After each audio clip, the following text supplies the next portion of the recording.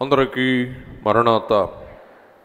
ప్రభునందు ప్రియులరా, దైవ సన్నిధి ధ్యాన దినములలో, దైవ సన్నిధి అభ్యాసం మనము కలిగిన దినాలలో పాత నిబంధన చిన్న ప్రవక్త యోనా ఎలాగున దేవుని సన్నిధి నుండి దూరముగా వెడలిపోవాలని ప్రయత్నించి యోనా ప్రవక్త యాతన పొందాడో ఈవేళ మనం గ్రహించి ధ్యానం చేసుకుందాం. దైవ సన్నిధికి ఎడమైన యోనా యొక్క యాతన, ఇది మన ధ్యానాంశం. దైవ సన్నిధికి దూరముగా ఉండి ఓడ ఎక్కి దేవునికి ఎడమైపోయాడు అన్న వార్త ఓడలో ప్రయాణము చేస్తూ ఉన్న నావికులైన వారు విని యోనాతో వారంటూ ఉన్న మాట అమోఘమైనది, యోనాకే బుద్ధి కలిగించేది, యోనాకే ఒక మంచి గుణపాఠం నేర్పించే మాట. మనం చదువుకొని ఈ మాట ఎందుకు అన్యులు ఒక ప్రవక్తను అనవలసి వచ్చింది, దానికి కలిగిన కారణాలు ఏమిటి అని ఈవేళ ధ్యానించుకుందాం. యోనా గ్రంథం 1వ అధ్యాయం 10వ వచనం చదవండి. తాను యెహోవా సన్నిధిలో నుండి పారిపోవుచున్నట్లు అతడు ఆ మనుష్యులకు తెలియజేసి ఉండెను గనుక వారా సంగతి తెలుసుకొని మరింత భయపడి నీవు చేసిన పని ఏమని అతని అడిగిరి. యెహోవా సన్నిధిలో నుండి పారిపోతూ ఉన్నానన్న సత్యం ఓడలోని మనుష్యులకు యోనా తెలియచేసి ఉండెను గనుక యోనా యొద్ద నుండి ఆ సాక్ష్యము, ఆ సంగతి తెలుసుకున్న ఓడలోని తోటి ప్రయాణికులు భయపడి, యోనా నీవు చేసిన పనేంటి, దేవుని సన్నిధి నుండి నీవు ఎందుకు వెళ్ళిపోయావు అని అన్యులు ఒక ప్రవక్తను ప్రశ్నించాడు. ఎంత విచిత్రం! దేవుని సన్నిధి నుండి నీవు ఎడబాయవలసిన అవసరం నీకెందుకు వచ్చింది? అంత పని చేసావా? దేవుని సన్నిధి నుండి నువ్వు వెడలిపోయావా అని వారు భయపడ్డారు, ఆందోళన చెందారు. కాబట్టి దేవుని సన్నిధి నుండి మనం వెడలి వెళ్ళుట మనకి భయంకరమైన సంగతి. ఆ సంగతి విన్న వారికి కూడా భయాందోళన కలిగించు సంగతి అయి ఉండక మానదు. దేవుని సన్నిధి మనకు ఎంత అవశ్యమో, దేవుని సన్నిధి ఎదుట నడుచుట నిత్యం మనకు ఎంత ప్రాముఖ్యమో దీనిని బట్టి మనం గ్రహించవలసి ఉన్నాం. దేవుని బిడ్డలారా, దేవుని యొక్క వాక్కు యోనా భక్తునికి ప్రత్యక్షమై యోనా భక్తునితో అంటూ ఉన్న మాట, రైజ్, లేచి నీవు నేను చెప్పిన పని చెయ్యి. యోనా గ్రంథం 1వ అధ్యాయం 1-2 వచనములు చదువుకుందాం. యెహోవా వాక్కు అమిత్తయి కుమారుడైన యోనాకు ప్రత్యక్షమై ఈలాగు సెలవిచ్చెను. నినివే పట్టణస్థుల దోషము నా దృష్టికి ఘోరమాయను గనుక నీవు లేచి నినివే మహాపట్టణమునకు పోయి దానికి దుర్గతి కలుగునని ప్రకటింపుము. దేవుని బిడ్డలారా, మొదట ఈ పేరుల యొక్క భావాలు మనం గ్రహించుకుందాం. మీకు పదే తెలియజేస్తూ ఉన్న సంగతి ఏమనగా, యూదులకు పేరంటే చాలా పట్టింపు. బహుశా దీనిని బట్టి దేవునికి కూడా పేరంటే ఎంత పట్టింపో మీకు అర్థమవుతుంది నేను చెప్పిన మాటలు వింటే. ఏంటి అంటే, యెహోవా నిబంధన దేవుని యొక్క వాక్కు అమితయి కుమారుడైన యోనాకు ప్రత్యక్షమై, యోనా అనగా పావురము. దేవుని బిడ్డలారా, అమితై అనగా నమ్మదగిన, విశ్వసనీయమైన, సత్యవంతుడు అని అర్థం. కాబట్టి సత్యవంతుని కొడుకు పావురం. అమితై తండ్రి, అమితై అనగా నమ్మదగిన వాడు, విశ్వసనీయమైన వాడు, సత్యవంతుడు అని అర్థం. సత్యవంతుని యొక్క కొడుకు యోనా. యోనా అనగా పావురం. పూర్వకాలంలో మన చిన్నప్పుడు మన పాఠాల్లో నేర్చుకున్న సంగతి ఏంటంటే, రాజుల కాలములో పావురములు చేసే పని ఏంటంటే, రాజులైన వారు కాగితములో కాలపత్రాల మీదో ఎదుటి రాజుకి లేఖ రాసి, ఆ లేఖ తమ కలములతో రాసి ఆ పావుర నోటికి అందించినప్పుడు, ఆ పావురం చేసే పని ఏంటంటే, ఏ రాజుకైతే ఆ వర్తమానం అందించాలో ఆ పావురం ఎగిరి ఆ ఓడలు లేక సెలయేరులు, నదులు, వాగులు, కొండలు, పర్వతాలు దాటి ఆ రాజు యొద్దకే వెళ్ళి ఆ రాజుకి పంపించిన వర్తమానం అందించి సమాచారం వ్యక్తము చేయుటయే పావురం యొక్క కర్తవ్యం. అలాగే యెహోవా దేవుని యొక్క పావురం యోనా అంటే పావురం. యోనాకు ఒక వర్తమానం దేవుడు తన నోట నుండి ఈ పావురం నోటికి అందించి, నీ నోటికి అందించిన వర్తమానమును ఓ పావురం అనబడిన ప్రవక్త, నీవు వెళ్ళి నినివే వాడికి అందించు. ఇంత చులకనైన పని. కానీ యోనాకి నినివే వారికి దేవుడు తెలియచేసిన వర్తమానం అందించుట అస్సలకి యోనాకి ఇష్టమే లేదు. ఎందుకో మీకు చెప్తాను, కొద్ది సమయం ఓపిక పట్టండి. ఎందుకు అంత క్రోధం నినివే వారి మీద చరిత్రాధారముగా మీకు సూచిస్తా, తెలియచేస్తా, మీకు అర్థమవుతుంది.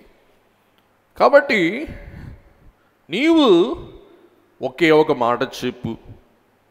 2వ వచనం, నినివే పట్టణస్థుల దోషం నా దృష్టికి ఘోరమైనది. నినివే వాడి దోషం నేను చూడట్లేదు అనుకుంటున్నాడేమో, నినివే వారి దోషాన్ని నేను వీక్షించాను గనుక నీవు లేచి ఆ పట్టణమునకు పోయి దానికి దుర్గతి కలుగునని ప్రకటింపుము. నీవేం చెయ్యొద్దు, మీ పట్టణానికి దేవుని తీర్పు రాబోతుంది, గ్రహించుకోండి అని చెప్పు.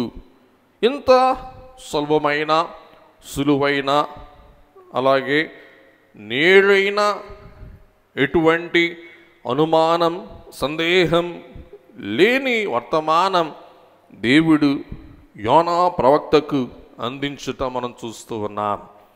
అలాగే యోనా ప్రవక్త జీవించిన లేక నివసించిన గ్రామమే గెత్ హెపర్.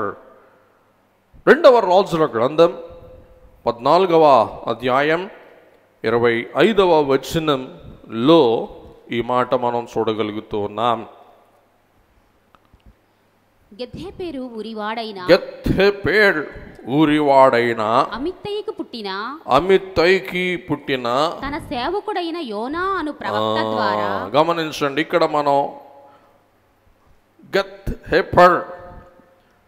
హెపర్ అనగా కొండ మీది ద్రాక్ష తొట్టి, కొండ మీది ద్రాక్ష గానుగా. కాబట్టి ఈ యొక్క పావురం అను పేరు పెట్టబడిన హెబ్రీ భాషలో పావురం అనబడు యోనా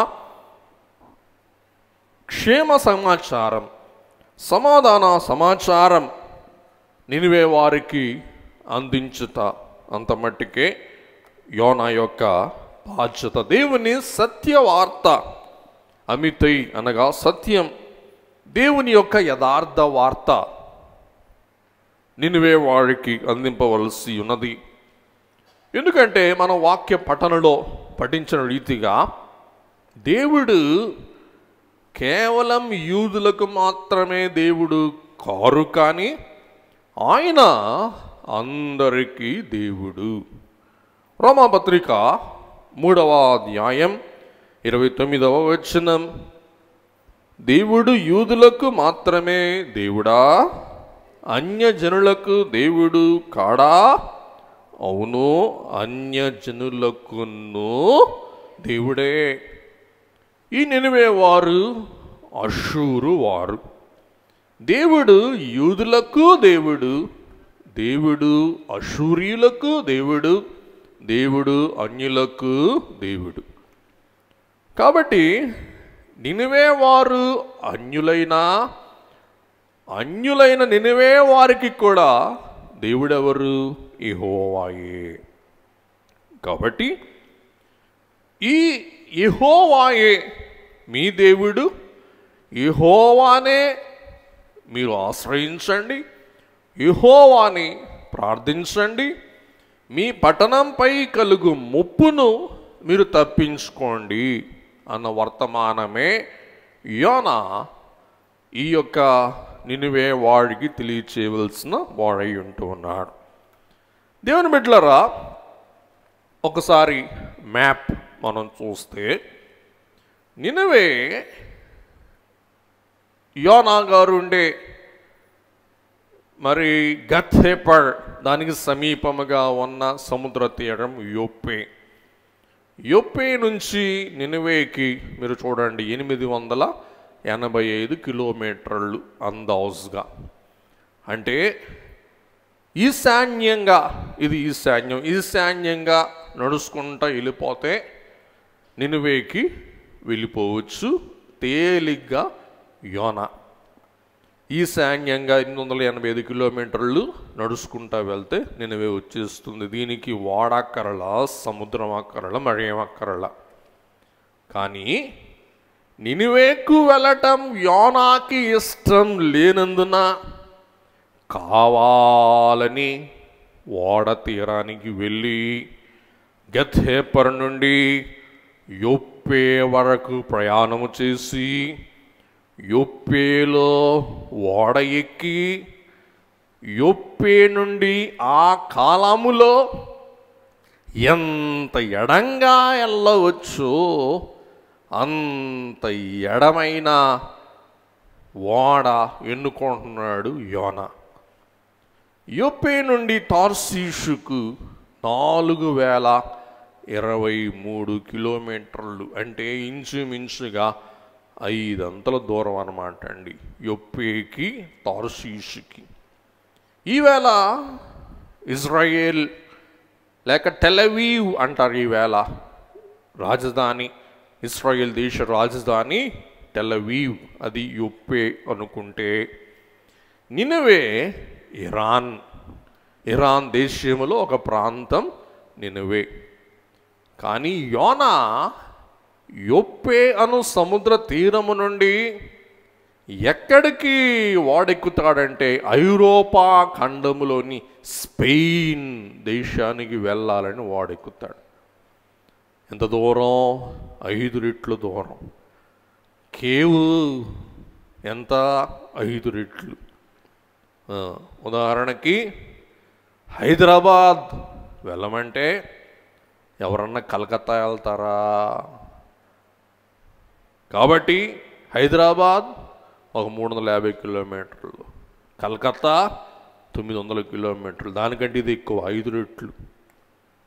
కాబట్టి కావాలని టికెట్ కొని వాడకి కేవు కట్టి, ఏదో పొరపాటున వాడెక్కటం కాదండోయ్,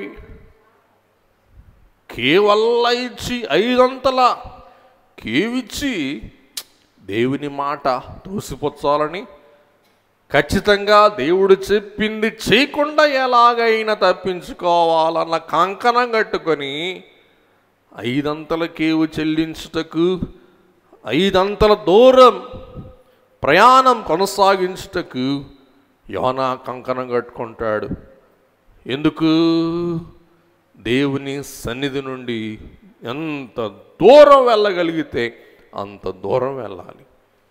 దేవుని మాట జవదాటటానికి ఎంత ప్రయత్నం చేయాలంటే అంత ప్రయత్నం చేస్తున్నాడండి.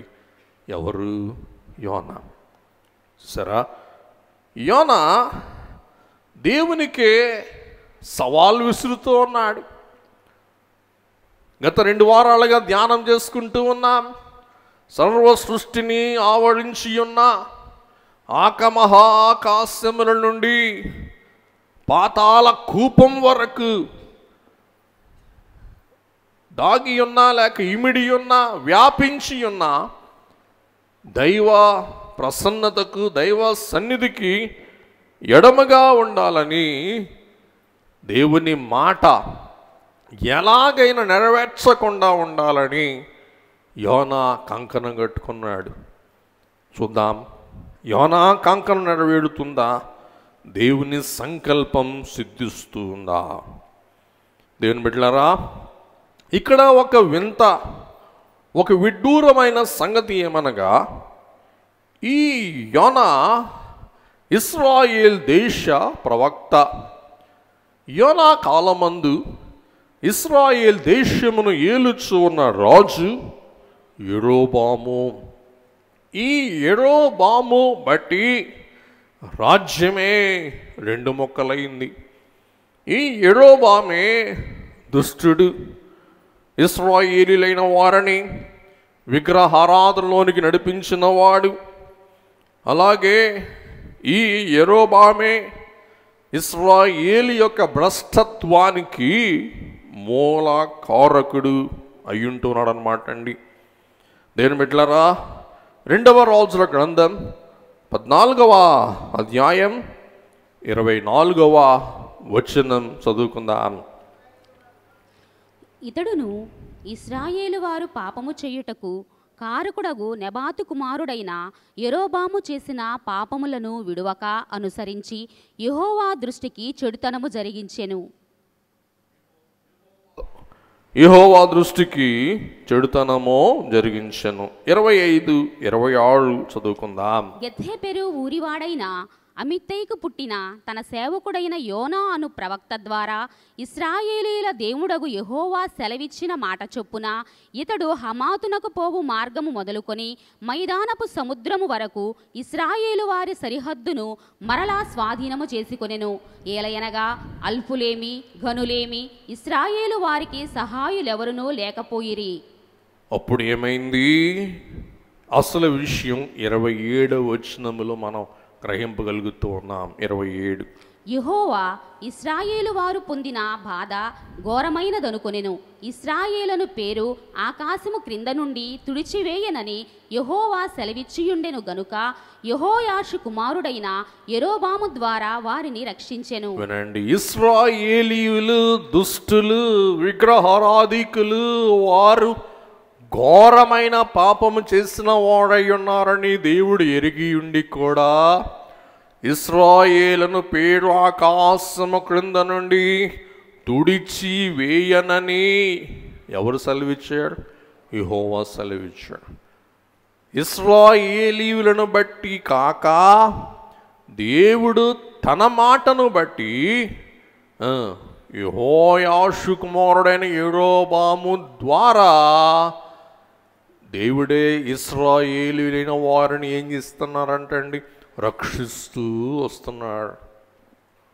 గమనించండి, రాజును బట్టి కాదు, ఇశ్రాయేలు ప్రజను బట్టి కాదు, దేవుడు తన మాటను బట్టి, దేవుడు ఇశ్రాయేలునకు చేసిన ప్రమాణమును బట్టి దుష్ట రాజులైన వారు వారిని ఏలుచూ ఉన్నా కానీ దుష్ట రాజుల కాలమందు వారు యుద్ధములు దుష్టత్వం ఎదుర్కొనకుండా దేవుడే వారిని ఏం చేస్తున్నారంటండి? రక్షిస్తూ ఉన్నారు, కాపాడుతూ ఉన్నాడు, సంరక్షిస్తూ ఉన్నాడు. కాబట్టి దుష్టులైనను వారు నిర్మూలము చేయక దుష్టులైన వారిని సహితం దేవుడు తన కృప ద్వారా ఏం చేస్తూ ఉన్నారు? కాపాడుతున్నాడు. కాబట్టి నినివే వారు దుష్టులు, ఇశ్రాయేలు వారు దేవునికి ఇష్టులు అంటానికి వీలు లేదండి. నినివే వారు ఎంత దుష్టులో ఇశ్రాయేలీయులు కూడా అంతే దుష్టులు. ఇశ్రాయేలీయులైన వారు దుష్టులైనా దేవుడు వారిని మస్టు పెట్టకుండా, వారు భ్రష్టు పడకుండా ఏం చేస్తున్నారండి? కాపాడుతున్నాడు. కాబట్టి దేవుని కృప ఇశ్రాయేలు వారు అందుకుంటున్నారు, పొందుకుంటున్నారు. ఇశ్రాయేలు వారు దేవుని కృప పొందుకుంటున్నారనుటకు సాక్ష్యమే ఎవరు? ప్రవక్త అయిన యోనా. ఇప్పుడు యోనా ఏం చేయాలి? మేము దేవుని యొద్ద నుండి ఏ కృప అయితే అందుకుంటున్నామో ఆ కృప ఎవరు కూడా అందుకోవాలి? నినివే వారు కూడా అందుకోవాలి. నినివే వారు కూడా దేవుని ప్రేమకు పాత్రులై ఉండాలి. దేవుని కృపకు వారు కూడా యోగ్యులై ఉండాలి. అనర్హులమైన మా పట్ల దేవుడు చూపే ప్రేమ, కృప అంటే ఏం చెప్పండి? అనర్హుల పట్ల దేవుడు కనుబరిచే ప్రేమ. కాబట్టి మా క్రియలు బట్టి కాక దేవుడు తన ప్రమాణం బట్టి మమ్మల్ని ప్రేమిస్తూ ఉన్నాడు. మమ్మల్ని ప్రేమించిన దేవుడు నినివే వారిని కూడా ప్రేమిస్తానంటున్నారు. కాబట్టి నేను హుటాహుటిగా వెళ్ళి యేసయ్య లేక యెహోవా దేవుని ప్రేమ వార్త, అలాగే రక్షణ వార్త, ఆయన కృప వారి పట్ల విస్తరించి ఉన్నది అన్న వర్తమానం నేను కూడా ఎవరికి అందిస్తాను?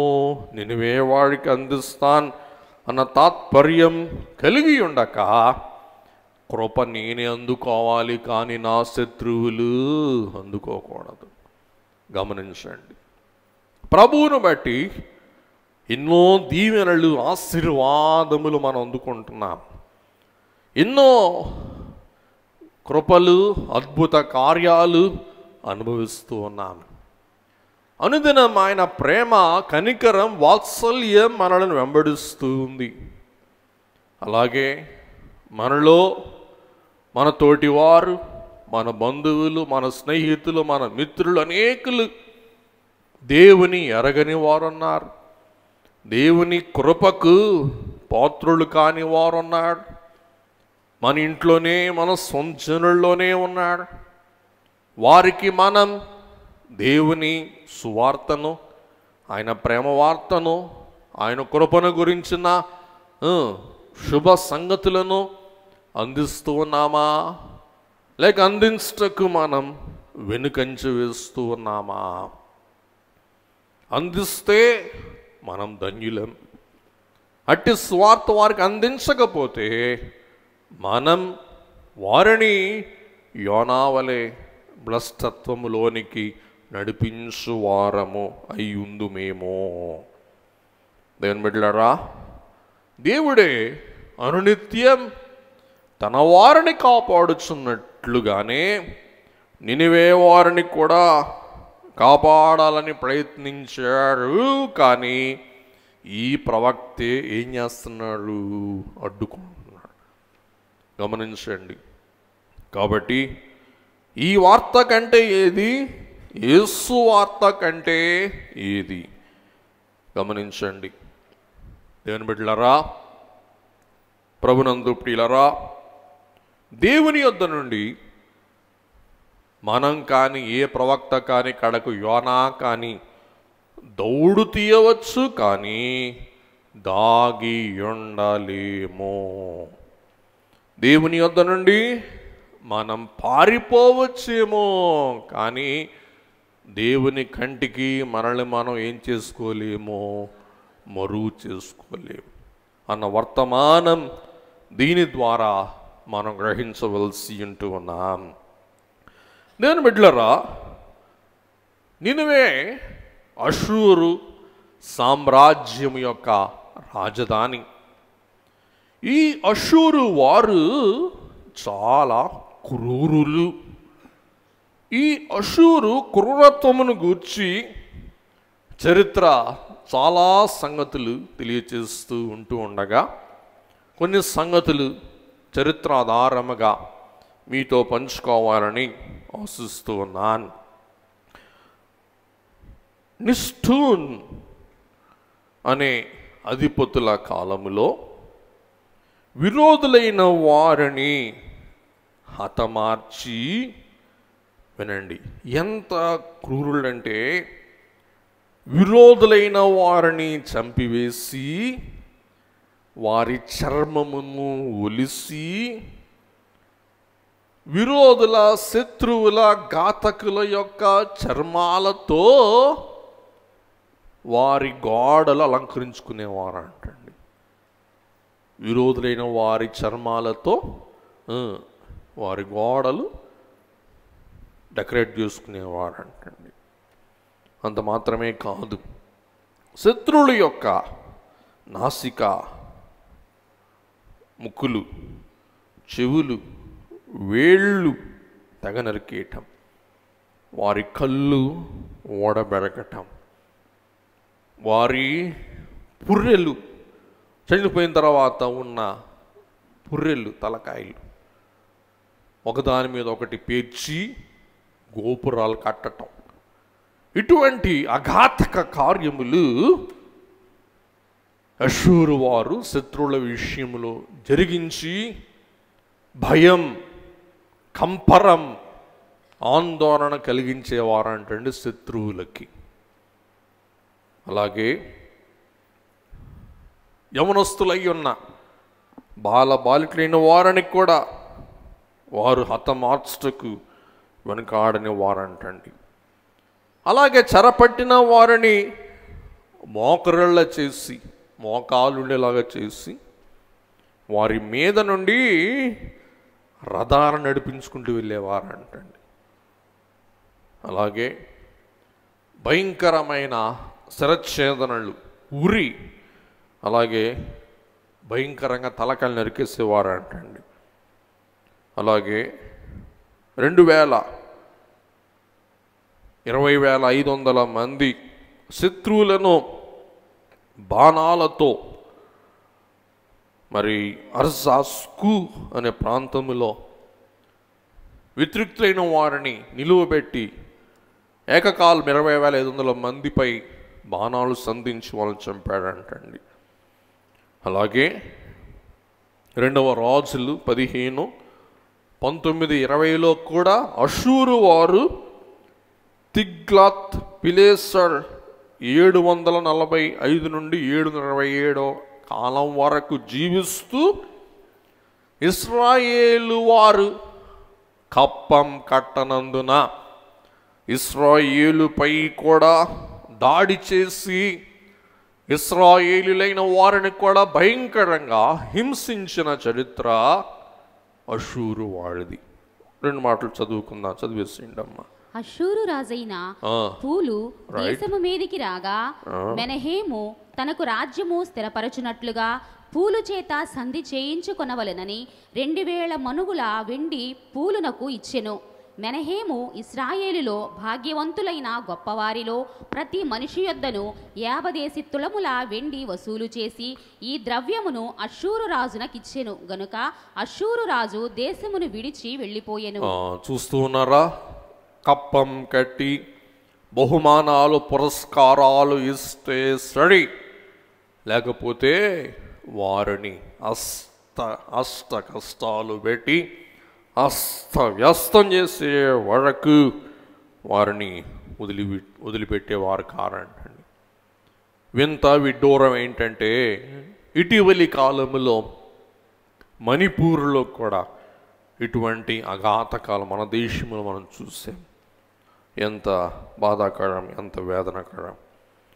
కాబట్టి ఇటువంటి అష్షూరు వారికి యోనా నీవు వెళ్ళి రక్షణ వార్త ప్రకటించు, వారికి క్షేమ సమాచారం అందించి, ఉగ్రత మీద పడుచున్నది కాబట్టి ఉగ్రత తప్పించుకొని మారు మనస్సు పొంది పశ్చాత్తాపం అనగా యెహోవా దేవుడునయున నా తట్టు మల్లుమని వారికి ఉపదేశించుమని యోనాను యెహోవా దేవుడు పంపిస్తూ ఉండగా, పిల్లరా, దేవుడు దయాపరుడు, కృపామయుడు, కరుణా సంపన్నుడు, వాత్సల్యం గలవాడు అని యోనా ఎరిగియుండి దేవుని క్షమభిక్ష వారి కలగకూడదని ఆనాడు సొదొమ గొమొర్రాల వలె అగ్నిగంధకాలతో వారు కాల్చివేయబడాలని, వారు దహనమైపోవాలని, వారి రాజ్యం భస్మమైపోవాలని కంకణం కట్టుకున్న ఈర్ష్యపరుడు, స్వార్థపరుడు, అసూయగలవాడు ఎవడు? యోనా. ఒకవేళ మనము కూడా యేసయ్య సుసమాచారం, యేసయ్య యొక్క రక్షణ, ప్రభువు యొద్ద కలుగు పాప పశ్చాత్తాపం మన తోటి వారికి అందింపక మనం వెనుకంచి వేయువారమైన ఎడలా మనము కూడా ఎవరి వంటి వారమో? యోనా వంటి వారమే. కాబట్టి దేవుని ప్రేమ యోనా పట్ల ఎంత మోహముగా ఉంది అనగా, దేవుడు అవకాశం మీద అవకాశం, కృప వెంబడి కృప, అలాగే దయ వెంబడి దయ యోనా పట్ల వ్యక్తము చెయ్యుట మనం చూస్తూ ఉన్నాం. అందుకే దేవుడే గాడ్ ఆఫ్ సెకండ్ ఛాన్సెస్, రెండవ అవకాశములు అనుగ్రహించు దేవుడే మన ప్రభు అని దీనిని బట్టి గ్రహింపగలుగుతూ ఉన్నాం. ఎలాగూ యోనా గ్రంథం 3వ అధ్యాయం మొదటి 2 వచనాలలో రెండవ మారు మరొక్కసారి, పిల్లరా, అవిధేయుడైన ప్రవక్త యొద్దకు మరలా దేవుడు వస్తూ తన దయను చూపిస్తూ తన తట్టు మళ్ళిస్తూ ఎలాగైనా యోనా ద్వారా తన పని సాధించుకోవాలని దేవుడు పడుపాట్లు అమోఘమైనది. ఎవరు ఏమైపోతే దేవునికి ఎందుకు? కానీ దేవుని ప్రేమ ఎంత అమోఘమైనదైనదంటే, ఎట్టి వారినైనా ఏ స్థలమందైనా యోనా విషయంలో యోనా ఎట్టి ప్రవక్త అయినా, ఎట్టి పనులు చేసినా, ఎక్కడ ఉన్నా దేవుడు ఏం చేస్తూ ఉన్నాడు? యోనాను పట్టి తన పనిలో పెట్టి తన పని సాగించుకుంటున్నారన్నమాట అండి. కాబట్టి దేవుడు కనికరం గల దేవుడు. పిల్లరా, దేవుడే విచిత్రంగా తన పని సాగించుకుంటకు సృష్టిని వినియోగించుకుంటున్నారన్నమాట అండి. యోనా ప్రవక్తకు బుద్ధి చెప్పుటకు దేవుడు 3 సాధనాలు సృష్టిలో నుండి వాడి తన ప్రవక్తకు పాఠం నేర్పిస్తూ ఉన్నాడు. మొదటిది వేల్ అనగా మత్స్యము లేక తిమింగలము, వేల్. రెండవది విండ్ అంటే గాలి, తుఫాను. మూడవది వర్మ్ అనగా పురుగు. దేవుడు మహా తుఫాను ద్వారా భీకరమైన ఓడను తల్లడెల్ల చేసి యోనాకు పాఠం నేర్పిస్తూ ఉన్నాడు.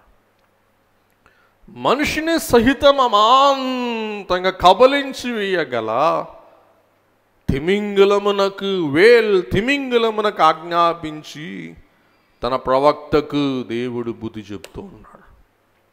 మూడవది, సొర చెట్టును తినివేయుటకు దేవుడు ఒక చిన్న పురుగును ఏర్పాటు చేసుకొని యోనాకు బుద్ధి చెప్తూ ఉన్నాడు. ఎంత మోహం, దేవుని ప్రేమ! తుఫాను ద్వారా, తిమింగలము ద్వారా, చిన్న పురుగు ద్వారా పదే పదే యోనాకి దేవుడు పాఠాలు నేర్పిస్తూ బుద్ధి చెప్పుతూ తన తట్టు ప్రవక్తను ఏం చేస్తున్నాడండి? మళ్ళించుకుంటూ ఉన్నాడు. చదువమ్మా 3, 1, 2. అంతటా యెహోవా వాక్కు రెండవ మారు యోనాకు ప్రత్యక్షమై సెలవిచ్చినదేమనగా, నీవు లేచి నినివే మహాపురమునకు పోయి నేను నీకు తెలియజేయు సమాచారము దానికి ప్రకటన చేయుము. కాబట్టి ఇలాగున పేతురు ముమ్మారు నేను ఆయనను ఎరుగనో అసలు ఆయన ఎవరో నాకు తెలియదు అని బొంకాడు. పేతురికి కూడా దేవుడు ఏం చేశాడు? రెండవ మారు అవకాశం ఇచ్చి ముమ్మారు ఎరుగనని బొంకిన పేతురుతో ఒట్టు పెట్టించుకుంటున్నాడు. ఏమని? నిన్ను ఎరుగుదును, నిన్ను ప్రేమిస్తూ ఉన్నాను. పిల్లరా, ఏడ్చే వరకు ఒట్టు పెట్టి ఎరుగనన్న పేతురుతో వ్యసన పడే వరకు దేవుడు ఒప్పించాడు. ఏమని? నిన్ను ప్రేమిస్తున్నాను. కాబట్టి పేతురుని విడిచిపెట్టి మరి ఒక ప్రవక్తను ఎన్నుకోవచ్చు, మరి ఒక అపోస్తలుని పిలుచుకోవచ్చు. కానీ పేతురు, నీవు రాయి, నీ మీద నా సంఘమును కడతాన్ అన్న మాట అతలాకుతలం చేయాలని, నిర్వీర్యం చేయాలని సాతాను కంకణం కట్టుకున్నా దేవుడు తన ప్రేమ ద్వారా పేతురును వెంబడిస్తూ, పిల్లరా, పేతురు ఆకలితో ఉన్నప్పుడు ఆహారం పెట్టి, వస్త్రహీనునిగా తిప్పడే సముద్రములో ఉన్నప్పుడు వస్త్రం ఇచ్చి ప్రశాంతంగా కూర్చోబెట్టి ప్రభు ఏం చేస్తూ ఉన్నారు? ఒట్టు పెట్టించుకుంటూ ఉన్నారు. దావీదు పాపము చేసి దేవుని ఉగ్రతకు పాత్రుడై ఉన్న వేళ దావీదు పశ్చాత్తాపపడి, అనగా పశ్చిమనగా దేవుని తట్టు, తాపమనగా బాధపడి దేవుని తట్టు మళ్ళినప్పుడు దేవుడే దావీదును కూడా కరుణించి దావీదుకు కూడా రెండవ అవకాశము దయచేసిన దేవుడు. 2వ సమూయేలు 12:13 ముందుకు వెళ్దాం. దేవుని బిడ్డలారా, యోనా ప్రవక్త ఎందుకు అవసరము అంటే, మనందరిలో యోనా తత్వం ఇమిడి ఉంది. యోనా మనందరిలో అప్పుడప్పుడే కాదండి, దినానికి అనేక సార్లు అగుపడుతూ ఉంటాడు, ప్రత్యక్షమవుతూ ఉంటాడు. యోనా నైజం మనలో కనుగొనగలుగుతూ ఉన్నాం, గమనించగలుగుతూ ఉన్నాం.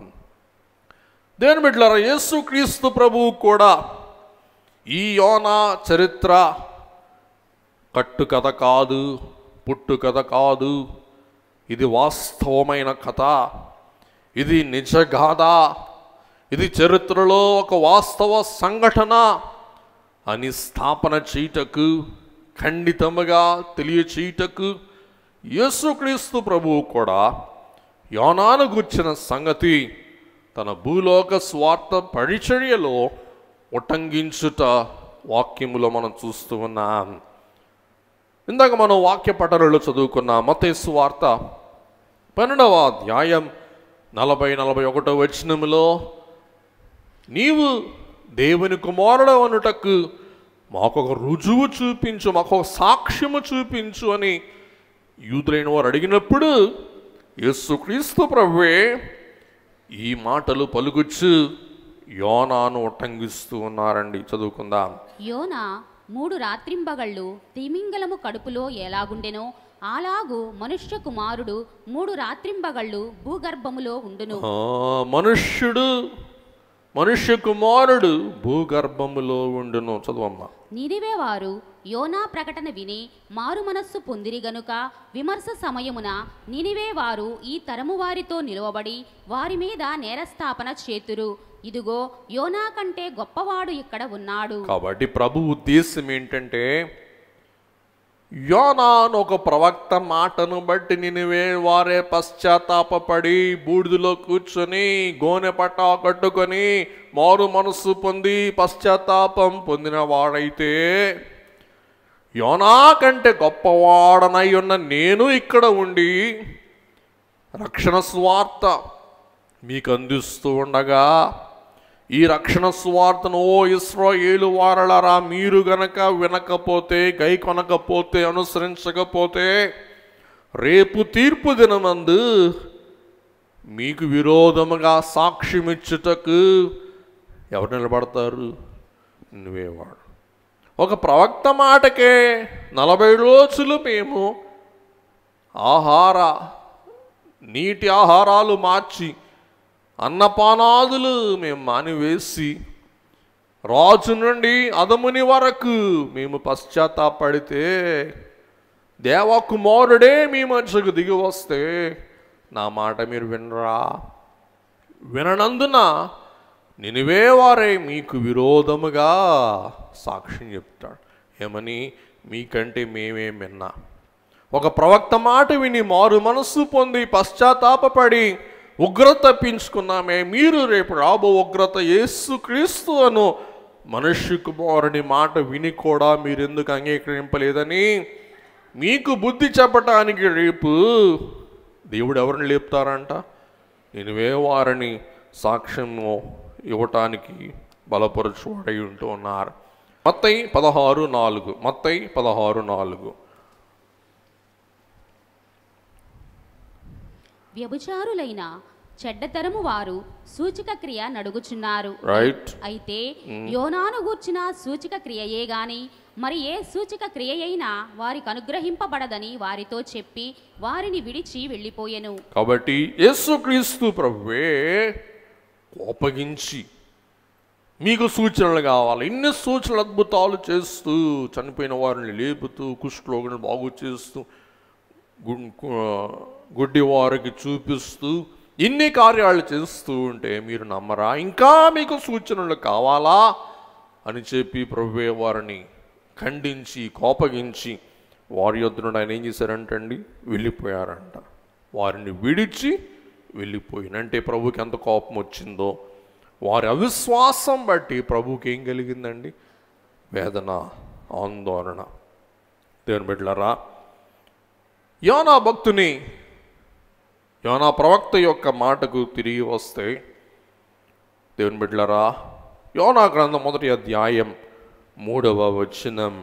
అయితే యెహోవా సన్నిధిలో నుండి తర్షీషు పట్టణమునకు పారిపోవలనని యోనా యొప్పేకి పోయి తర్షీషునకు పోవు ఒక ఓడను చూచి ప్రయాణమునకు కేవు ఇచ్చి యెహోవా సన్నిధిలో నిలువక ఓడవారితో కూడి తర్షీషునకు పోవుటకు ఓడ ఎక్కెను. గమనించండి, ఇక్కడ మనం గమనించవలసిన ప్రాముఖ్యమైన విషయం ఏంటంటే, యోనా దేవుని సన్నిధి నుండి వెడలిపోతూ ఉన్నప్పుడు ఎలాగూ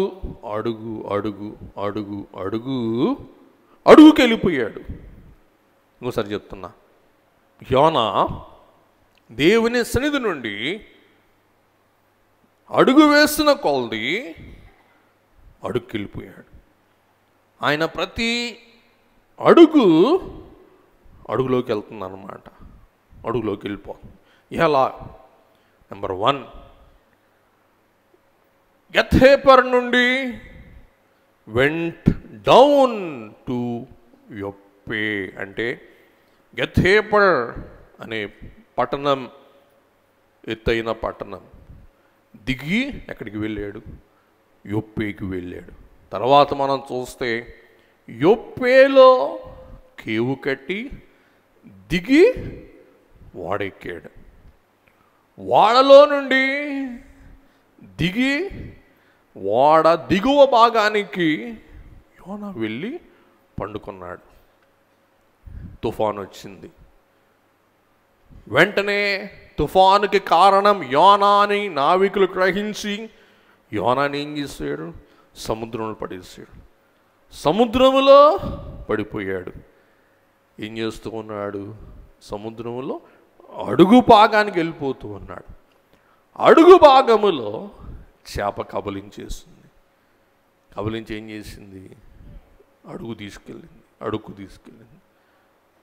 మరలా తిరిగి యెహోవా సన్నిధిని ఆశ్రయించి తిమింగలం లేక చేప కడుపులో ప్రార్థన చేసే వరకు యోనా ఎక్కడున్నాడు?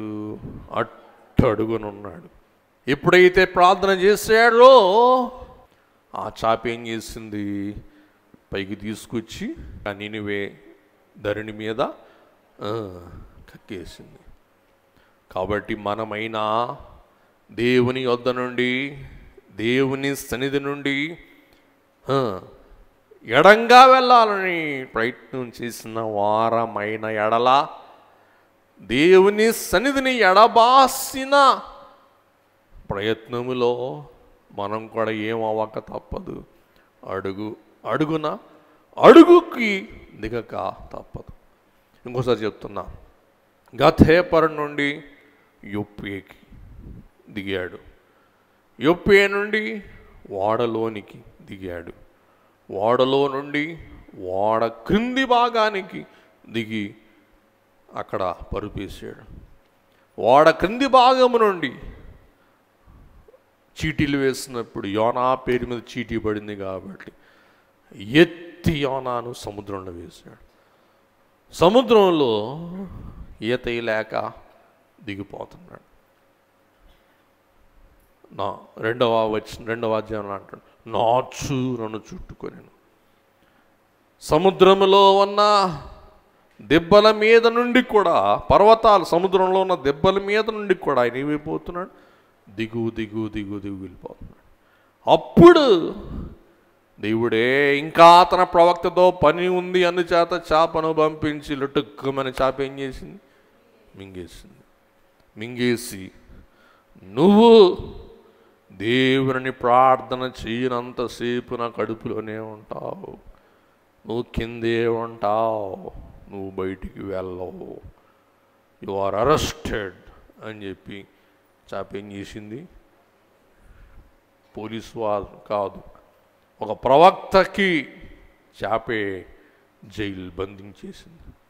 ఎప్పుడైతే చేప కడుపులో కటిక చీకట్లో ఎక్కడి నుండి ఎక్కడి దాకా వచ్చాడో యోనా ఒక్కసారి ఉలిక్కివడి లేచి తన దయనీయమైన స్థితిని కనుగొని, ఎప్పుడైతే యెహోవా నీ సన్నిధి అన్నాడు, ఆ కడుపులో నుండి ప్రార్థన చేశాడు. వెంటనే దేవుని సన్నిధి కడుపులో ఉన్న యోనాని నినివే గట్టికి కక్కేలాగా చేసిందన్నమాట. ఇప్పుడు చెప్పండి, దేవుని సన్నిధి ఎక్కడ ఉంది? గథేపర్లో ఉంది, యొప్పేలో ఉంది, ఓడలో ఉంది, తుఫానులో ఉంది, సముద్రంలో ఉంది. సముద్రంలో దిగువ భాగానికి వెళ్ళి అమ్మయ్యా ఇంకా దేవుడు నన్ను పట్టుకోలే, దేవుడు నన్ను చూడలే అనుకున్న దిగువ భాగంలో పండుకొన్న యోనాను పట్టింది ఏంటి చెప్పండి? దేవుని సన్నిధి. పడవేయగా సముద్రములో దేవుని సన్నిధి, నాచులో దేవుని సన్నిధి, కడకి చేప కడుపులో. పోయిన వారం అంటాడు, నా తల్లి గర్భములో నీవే నన్ను నిర్మించు. అంటే నా తల్లి గర్భములో కూడా నీ సన్నిధి నన్ను ఏం చేయలేకపోయింది, దాచలేకపోయింది. కానీ తల్లి గర్భములో నీ సన్నిధి, నీ చెయ్యి జొరబడి నన్ను ఏం చేసింది? చక్కగా అవయవం అణువు అతికించి నన్ను ఈ రూపుకి తయారు చేసిందని దావీదు భక్తుడు దేవుని వందిస్తాడు, కీర్తిస్తాడు, గణపరుస్తాడు అన్నమాట అండి. దేవుని బిడ్డలారా, యోనా గ్రంథం 2వ అధ్యాయం 6వ వచనం. నేను మరెన్నటికి ఎక్కి రాకుండా భూమి గడియలు వేయబడి ఉన్నవి. చూసారా, మరి ఎన్నటికి పైకి ఎక్కి రాకుండా భూమి గడియలు ఏం చేశాడంటే దేవుడు మూసేసాడు. మనం కూడా గడియలు మూసేసి తాళం వేసి వస్తాం. దేవుడే ప్రవక్తకి జైలు శిక్ష వేయటానికి భూమి సముద్రపు గడియలు వేయబడి ఉన్నవి. చదువమ్మా. పర్వతముల పునాదులలోనికి నేను దిగియున్నాను. నా దేవా యెహోవా, నా దేవా యెహోవా, నీవు నా ప్రాణము కోపములో నుండి పైకి రప్పించియున్నావు. కాబట్టి విశ్వాసంతో ఒప్పుకుంటాడు, నా ప్రాణమును నీవు రప్పించియున్నావు. కోపములో నుండి నా ప్రాణము నాలో మూర్చిల్లగా నేను యెహోవాను జ్ఞాపకము చేసుకుంటిని. నీ పరిశుద్ధాలయములోనికి నీ యొద్దకు నా మనవి వచ్చెను. రైట్. దేవుని బిడ్డలారా, అప్పుడు అడుగు భాగము తగిలి పైకి లేవటం ఆరంభించాడు. తుఫాను మధ్యలో అతడు గాఢ నిద్ర పోవటం అతని ఆధ్యాత్మిక స్థితికి సాదృశ్యం. దేవుని బిడ్డలారా, దేవుడు అంటాడు, రైజ్ లెమ్మో. నావికులు ప్రవక్త యొద్దకు వచ్చి, రే నిద్రపోతా లెమ్మో. దేవుడు ఏ మాట అంటారో ప్రవక్త కూడా అదే మాట అంటారు.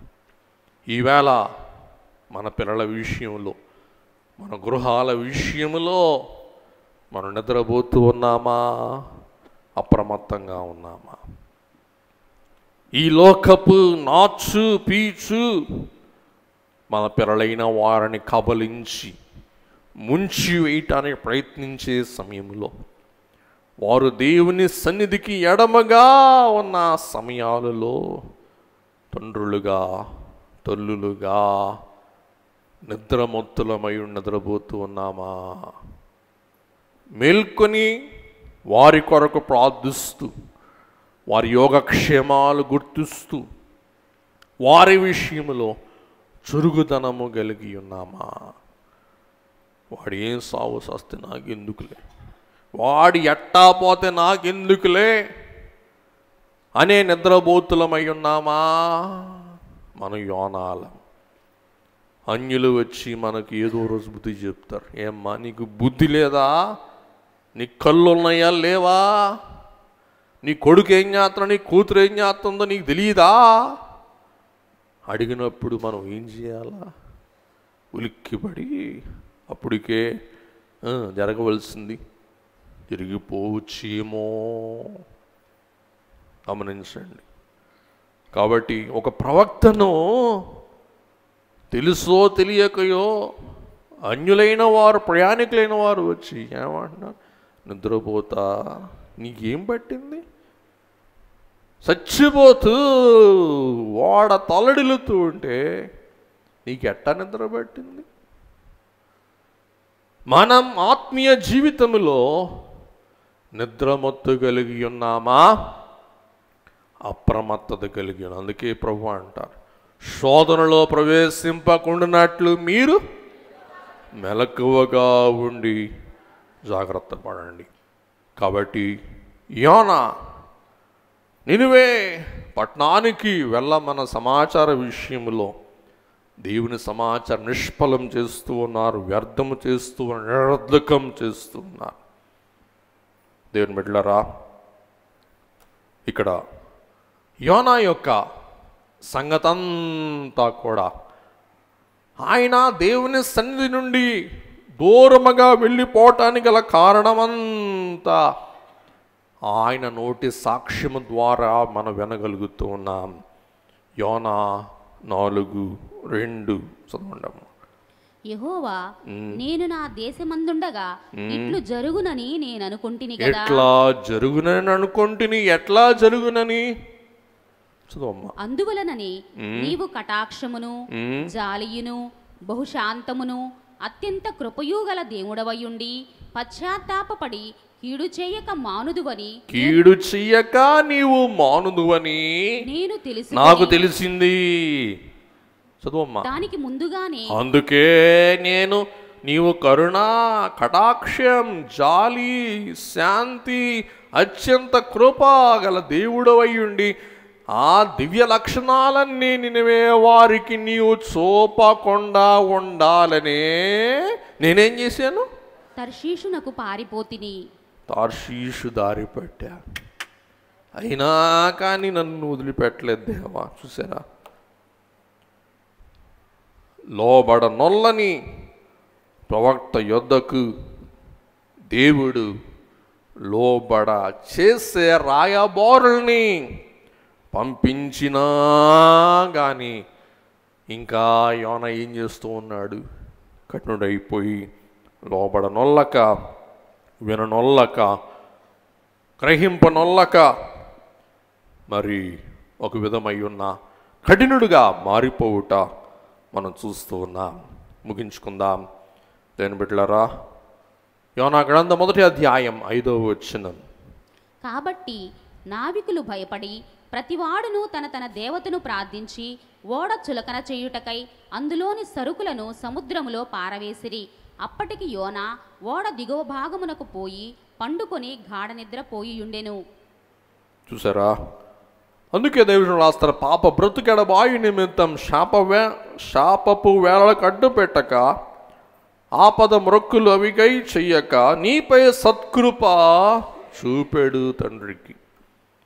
కాబట్టి పాపపు బ్రతుకు ఎడబాయు నిమిత్తం ఆపద వేళలకు అడ్డు పెట్టక ఆపద మ్రొక్కులు అవిగై చెయ్యక నీపై సత్కృప చూపెడు తండ్రికి. దేవుడు అంటండి, మనలోని పాప బ్రతుకు పరిహారము చేయు నిమిత్తం ఏ సమయాలకు అడ్డు తగలరంట? ఆపద సమయాలకు అడ్డు తగలరంట. ఆపద వేళలకు అడ్డు పెట్టక ఆపదలో చేసే మ్రొక్కులు పట్టించుకోక నీపై చూపెడు కృపకు, ప్రేమకు మంగళార్చ. కాబట్టి ఆపద వేళలకు అడ్డు పెట్టకపోతే మన పాప బ్రతుకేమైపోద్దంట? పండిపోద్ది. అందుకే దేవుడు అప్పుడప్పుడు మన జీవితంలో దేనికి అవకాశం ఇస్తూ ఉంటారు?